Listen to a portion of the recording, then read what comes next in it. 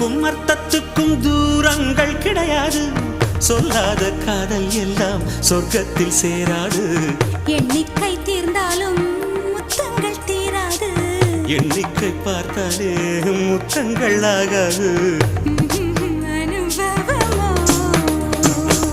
என் வீட்டு தோட்டத்தில் பூவெல்லாம் கேட்டுப்பார். என் வீட்டு ஜன்னல் கம்பி எல்லாமே கேட்டுப்பார்.